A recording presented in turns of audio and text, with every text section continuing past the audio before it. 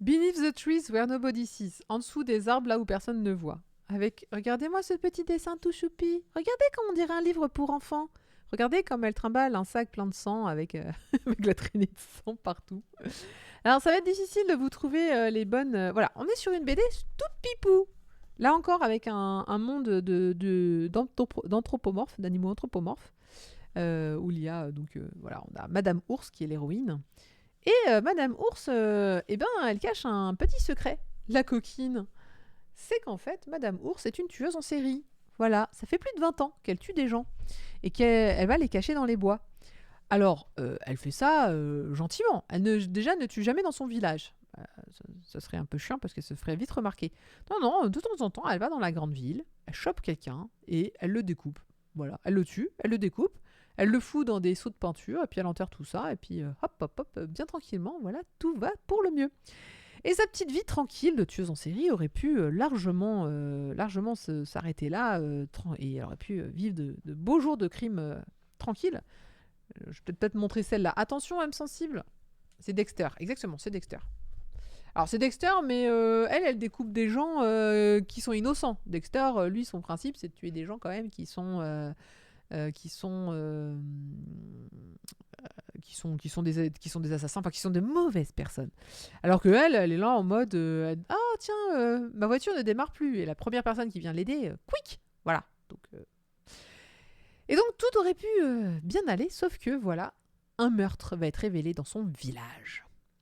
Et oui, lors de la grande parade annuelle de je ne sais plus quelle fête, eh bien, un cadavre a été attaché à l'un des chars. C'est le cadavre dans le village, tout le monde se connaît.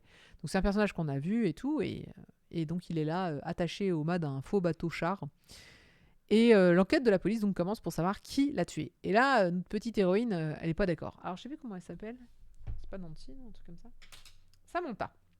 Et Samantha, elle est vachement emmerdée parce qu'elle dit ah merde, si les flics commencent à poser des questions, si les flics commencent à enquêter, ils vont finir par tomber sur la mauvaise personne, c'est-à-dire elle.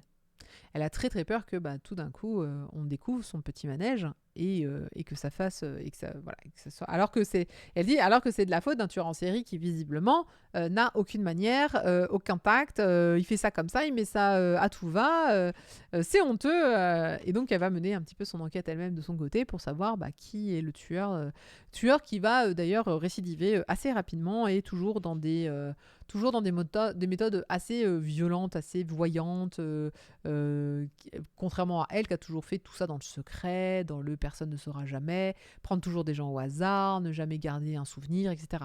Ce qui n'est vraiment absolument pas le cas de l'autre tueur en série qu'elle estime être un amateur complet, mais qu'elle est bien décidée à le choper et pour retrouver sa petite vie tranquille de moi aussi je veux buter des gens. Alors là par exemple sur la couverture, alors c'est de Patrick Horvath. C'est disponible chez Ankama, ce qui m'a un peu surpris d'ailleurs, pour public averti évidemment. Et la couverture, donc c'est un cartonné avec là encore du gaufrage pour donner l'impression que la forêt est en relief. On a la reliure ici qui est assez jolie puisqu'ils ont mis un liseré du coup en tissu. Et on a même le petit marque-page pour pas louper votre page où vous aurez le 4e meurtre. Alors je vous le dis tout de suite, c'est comme Dexter, il y a beaucoup de sang, il y a beaucoup de bras coupés, il y a beaucoup de gens qu'on court et qu'on tue à la tronçonneuse. C'est plus crime d'ailleurs, je trouve. Donc attention si vous n'aimez pas le sang, l'hémoglobine et les membres coupés, passez votre chemin, mais parce que c'est assez gore, c'est mignonnement gore en fait. C'est ça qui est bizarre, c'est que le dessin, c'est un dessin de trucs pour enfants. Avec même, je trouve même le titre un peu mignon. Et derrière, c'est en réalité un massacre à la tronçonneuse. Mais toujours dans un style très mignon de BD. Toujours dans un style absolument choupinet. C'est triste parce que j'ai pas grand-chose complètement pour moi, ça. Je sens l'ironie à Vieux Racing, je te connais, je sens l'ironie. Moi, je l'ai bien aimé parce que, déjà, j'aime bien le gore. J'aime bien les histoires de tueurs en série. J'aime bien cette ambiance où tu vas avoir un peu d'enquête. Tu sais pas trop qui, tout le monde est coupable et tout le monde est suspect. Surtout c'est un petit village, donc tu dis ça peut être ci, ça peut être ça. J'aime beaucoup Samantha parce qu'en fait c'est une vraie psychopathe, dans le sens où en fait elle ne ressent rien à l'idée de tuer des gens et donc tu le ressens. Elle n'a jamais aucune émotion. Et ça va d'ailleurs se confirmer jusqu'à la fin. Donc jusqu'à la fin, elle fait pas ça juste hihihi, haha, j'ai un petit plaisir coupable. Non, elle se sent vraiment psychopathe façon Dexter. Elle sait qu'elle a un besoin à assouvir et donc du coup, elle le fait à sa manière. Et c'est comme ça et c'est comme ça. Et elle se dit pas, tiens, je pourrais juste me faire enfermer parce que je suis folle. Pas du tout. Il y a juste un moment où quand même ça va la ronger un petit peu. Il y a un moment, les vieux démons vont refaire surface et vont un peu la titiller quand même. Mais c'est parce qu'elle panique un petit peu, je pense, à l'idée de se faire prendre. Et c'est à peu près tout. Mais il y a quand même un moment où elle a peut-être juste une conscience professionnelle de tueuse. C'est peut-être ça, c'est peut-être ça. Et elle se dit, c'est pas propre, là, les gens sont... En fait, à un moment, je crois que on va dire, elle a peur que les cadavres ressurgissent dans le sens où on va trouver les morceaux qu'elle a cachés. Et alors qu'elle les avait rendus bien propres, bien silencieux. Il y a vraiment tout un vocabulaire, je trouve, de tueur en série qui est génial, en mode, faut que ce soit propre, faut que ce soit bien fait, elle est consciencieuse de son travail, voilà, ce côté-là. Mais on retrouve ça, voilà, comme je disais, dans Dexter, on trouve ça dans d'autres, dans les psychopathes, de façon générale. T'en as pensé quoi, toi, Orange? Bah, t'as oublié de dire le plus important. Elle a ton âge, elle a la Oui. quarantaine. Ouah, le plus important, est-ce que c'est vraiment ça le plus important dans cette histoire? Mais oui, elle a la quarantaine, effectivement. Non, mais ça change quoi. C'est pas une petite jeune. Oui, bah en même Machin. temps, elle le dit, ça fait 20 ans qu'elle fait ça. Ouais. Donc Non, non, moi ce tu pouvais pas faire que. un jeune non plus parce que elle le dit, hein, elle était, voilà, ça fait un bout de temps que elle est rodée quoi. Alors, quand je vais te parler du scénariste, tu vas très vite comprendre. C'est en fait un réalisateur de films à Hollywood et qui a jamais percé. Ah Il a merde. fait que des films d'horreur. Ah, Donc, étonnant, voilà. Étonnant. Il étonnant. fait un truc sur les tueurs.